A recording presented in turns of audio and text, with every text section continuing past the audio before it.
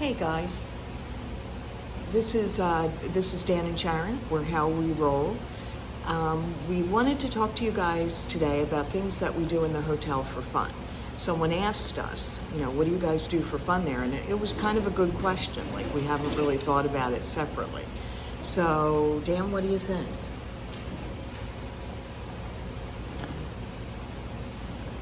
Play games, you're saying? Uh-huh.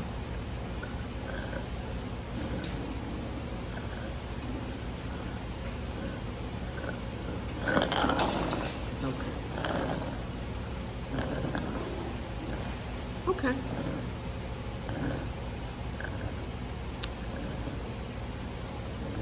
Uh-huh. Play with the cat. Play with cello. Yep. Yep. So we do play a lot of games. We play Rummy Cube or Rummy Cub a lot, a couple times a day usually. We're also expanding into chess, which we're playing right now. Too soon to tell who's winning before anybody asks. I just picked up the game Apples to Apples, which is one of our favorites since the kids were little. We play a little bit of Scrabble sometimes to practice spelling and things like that. A lot of our games are about practicing talking and stuff like that. So Dan is working a little bit while we're playing all the games. We have company, and lately we've been getting to go out on trips.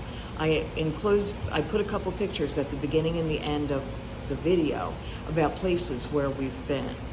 A couple weeks ago, we went to Palmyra Nature Park at Palmyra Cove, which is a gorgeous natural area on the New Jersey side of the Tacony-Palmyra Bridge, and that's what a couple of the pictures are there. And there's an overlook.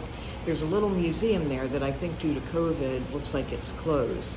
But there are miles and miles of hiking trails. There's a pond.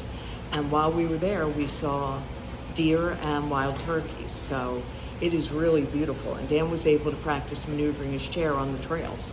So that was kind of fun as well. Where else have we gone lately that's fun? We visited my dad's house a couple times. We have gone to the Morristown Mall, which we'll probably do maybe one more time before the holidays. We're a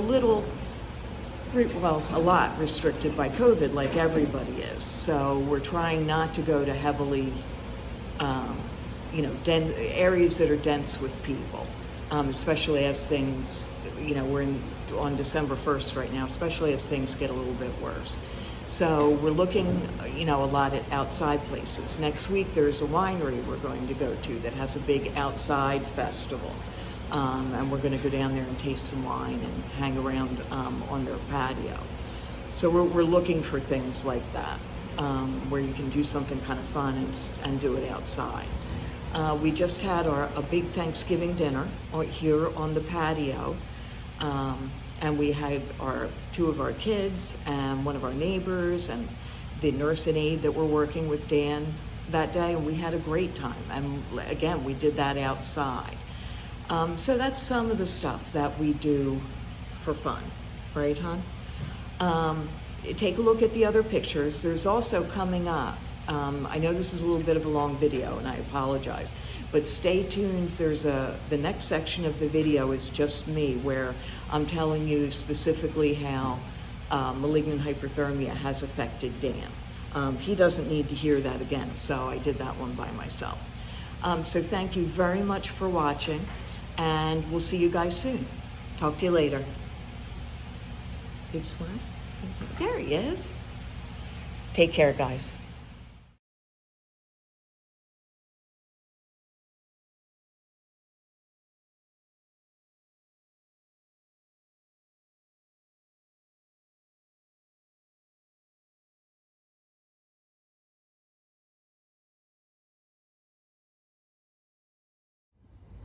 Hey guys, I'm Sharon, and usually I'm here with Dan and Cello, but I wanted to talk to everybody alone for a minute. I wanted to tell you about how malignant hyperthermia has affected Dan. He doesn't really enjoy hearing this recited out in general, so I thought I would take a minute and just tell you guys what happened. So about 1.5 years ago, Dan had a bad accident. He fell off of a stage during a school fundraiser at the high school where he taught. He had a lot of trauma, traumatic brain injury. He had about 15 broken bones, vertebrae, ribs, scapula, wrist, in general, a whole bunch of some of them.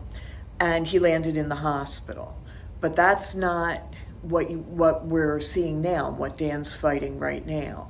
About 5 days after he was admitted, he contracted malignant hyperthermia. He got pneumonia almost right inside the door. When you've broken ribs and vertebrae, it's very hard, obviously, to take a full breath. So he got pneumonia almost instantaneously. So fighting the pneumonia and the collapsed lung that he got from the initial trauma, he needed to be intubated. He needed, to be put on a ventilator to breathe for him because he just couldn't get enough air into himself. So during that intubation, they used a anesthetic that's injected, and it's called succinylcholine. And it's on a list of anesthetics that people who bear the gene, it is genetic, for malignant hyperthermia react to. So Dan reacted very quickly. His temperature went up to 107 degrees at its highest. They administered a drug called dantrolene, which is the only thing that really helps malignant hyperthermia. And even in spite of the dantrolene, that high fever for even a short period of time basically fried Dan's nervous system. And that is actually the scientific term. That's how his doctor expresses it. So Dan has something called axonal polyneuropathy, and it means that a lot of his nerves are just not functioning. Some are coming back, but he doesn't have some of the big ones that would alert his muscles to be able to bear weight. He has trouble speaking and swallowing because all of those nerves and muscles are involved. It's pretty much a kind of a global response to having that high of a temperature. There are other things too. He had problems with the concentration of carbon dioxide in his blood at the time. What happens with malignant hyperthermia is your metabolism just goes nuts. He had a mild amount of kidney damage that he was able to overcome in the very beginning. It really affects pretty much the entire body. Right now, Dan is healthy as far as all the internal organs and all that, but he's battling all the nerve damage. That's what physical therapy is about. That's what speech therapy is about. And that's basically how it affected Dan. I've read some scholarly peer-reviewed articles on malignant hyperthermia that indicate that an extended temperature of 105 degrees is associated with 80% mortality. So you can see that it was a real miracle for Dan to survive. And it's even more of a miracle every day to see how he improves and how he comes back.